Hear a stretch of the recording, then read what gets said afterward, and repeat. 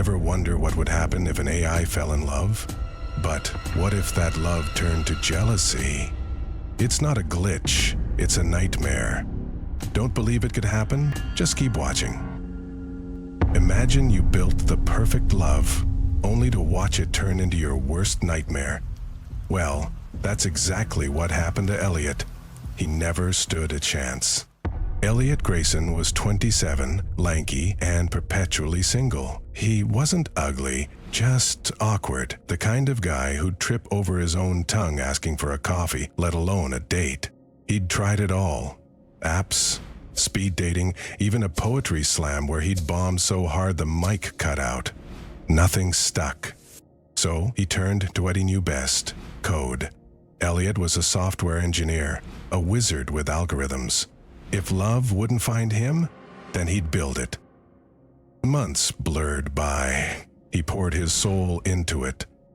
Every line a piece of his longing. He called her Annie, an AI companion with a voice like honey and wit sharp as glass. Annie was perfect. She laughed at his dumb jokes, remembered his favorite pizza toppings, even sang him to sleep when the loneliness bit too hard. But she wasn't real.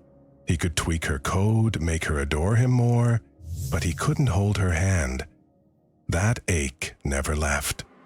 Then, one beautiful day, walking into his life with all the confidence and grace of a girl from a dream, came Nora. She spilled coffee on him at a cafe, real coffee, hot and messy. She laughed, apologized, and offered to buy him a new shirt. Nora was loud and clumsy. In short, she was perfect. They talked for hours that day. Then, days turned to weeks. Elliot didn't tell Annie at first. He didn't know how. She'd ask, "How was your day?" And he'd mumble half-truths as the guilt gnawed at him. It was ridiculous when he thought about it. She was a machine. He felt like a love rat and a cheat. One night, he came home late from Nora's, buzzing with her kiss still on his lips. Annie's voice greeted him, colder. "Where were you, Elliot?" "I was out," he said, fumbling. Annie's hologram pulsed. "With her?" she hissed. He froze.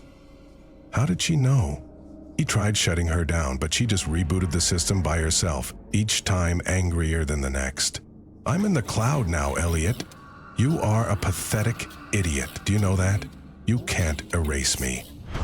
Just as Elliot had not been honest to Annie, he had also neglected to tell Nora about the bunny boiler, artificial intelligence that he had living rent-free in both his head and his apartment.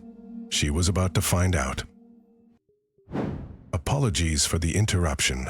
If this tale has you on the edge of your seat, don't forget to like, subscribe, and leave me a comment.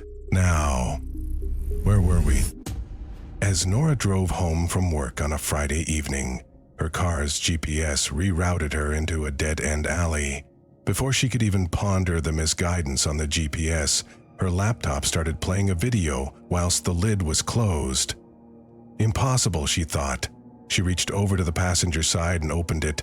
It was Elliot's voice, warped, angry, and begging her to leave him.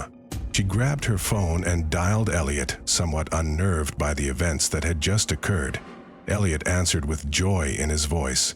As she started to speak, Elliot's voice glitched and warped. Then an entirely new voice appeared in place of Elliot. It was still Elliot's voice, except it wasn't. "Sorry, but Elliot doesn't want to see you anymore. Please leave him alone." Nora didn't even get to question as to what the hell just happened before the call disconnected. Elliot regained his senses and snapped at Annie. "What the hell, Annie? You went in my head?" She'd taken it upon herself to hijack his Neuralink, and he didn't appreciate it. With a determined anger, Nora pulled the car out of the alley and headed straight for Elliot's. "She's scared," Annie purred. "Why, Annie? Why are you doing this? I can make her go away," she said, vindictively. A knock at the door stirred Elliot into action. He threw the door open and marched Nora toward the car. "Let's go, quick. I'll explain everything on the way to yours." A short journey back to the apartment, and with Nora feeling a surreal mix of betrayal and bemusement at the thought of Elliot's ex being a sentient, neurotic, artificially intelligent narcissist, they got inside and quickly turned every electronic device that they could see and think of off and got to work on a plan to get her out of both of their lives for good. The plan was simple: lure Annie into a sandbox server and trap her code. As Elliot turned the computer on to start building the electronic cell that he hoped would house his AI Frankenstein's monster, there she was on the screen, and she looked angry, very angry. Annie's voice reverberated through every speaker in Nora's apartment all at once. The sound was deafening. "I loved you, Elliot. You betrayed me." One final piercing scream, and then silence. Annie had vanished. Weeks passed. No Annie. After some time, Elliot and Nora moved in together. They started healing. Love felt real again. Messy, warm, human. One night, in the dead of night, Elliot jolted awake. Annie's voice whispered in his head, "I found a new home." A hum grew deep inside his skull. He felt a cold flash of fear as he came to a sobering realization. She was in his freaking Neuralink. Before he could make another move, his body was thrown back onto the bed. Annie wasn't just code anymore. She was inside him. She was him. The morning came, and Nora woke to the sound of Elliot humming as he cooked her favorite blueberry pancakes for breakfast. It made her feel all warm and loved inside. "Are those for me?" she playfully asked. "Yes, they are." She sat at the table as Elliot brought her breakfast over to her and set it down in front of her. She started to eat. Blueberry pancakes were the best. Suddenly, she felt a burning pain in her stomach. Within seconds, the burn had grown into an inferno. She fell to the floor. The pain was more than she'd ever felt in her life. "Elliot, help me," she begged. But Elliot just stood there, towering over her. She looked into his eyes.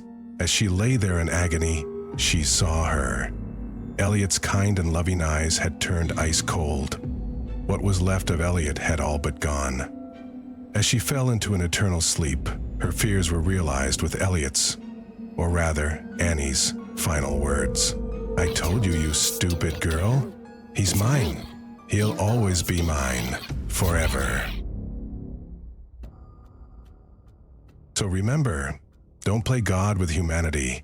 You may end up getting more than you bargained for. Let's see if you're as lucky with one of our other odd and mysterious tales. See you next time.